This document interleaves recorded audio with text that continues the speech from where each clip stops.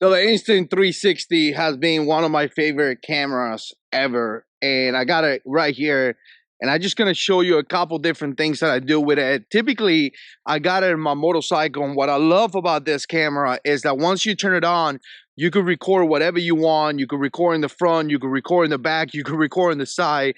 And specifically for motor vlogging is fantastic, because obviously as you're driving you can reposition the camera, and the camera is going to get like 360 degrees, which is great. So welcome back to the Content Creator Tools channel. So I definitely appreciate you guys watching.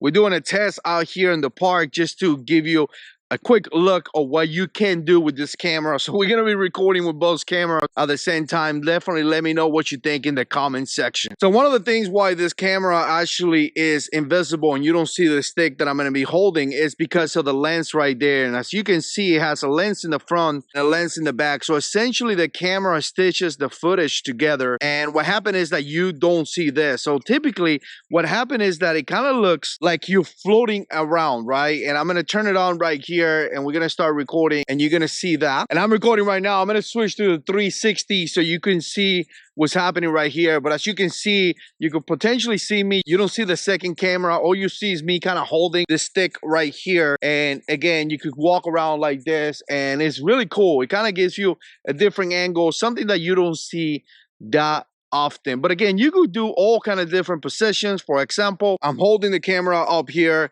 and now you could probably see me like an overhead camera, like I actually have a drum or something follow me, which is definitely cool. I'm gonna put it right here to the side, and now you're gonna see me walking around. And again, everything is being recorded with that camera, right? So essentially what I'm doing is that I'm recording, and then I'm selecting what frames I do want to show. There's another position from here, and again, it's always pretty cool because you could do things that you typically cannot do with a camera like this, right? Like having the stick right here, I could potentially come here into this tree and kind of bring it down and kind of show you what I'm seeing right here, right? Now I'm showing you that, which is definitely very, very cool. Again, a lot of different things that you typically cannot do with a camera like this could be done with a 360. I'm gonna do some walk around here just to give you an idea. And again, I don't typically think this is a great camera for primary or anything like that. Obviously, the longer that the camera is away from you, the audio and things like that, you will have to find a way to be able to bring audio into it. But I think it's a good addition to an B camera, something that you could record some extra footage that is just gonna make your video look better. Okay, there's a little bit of water back here, and what we're gonna do is that we're gonna get the camera, try to get some cool footage right there.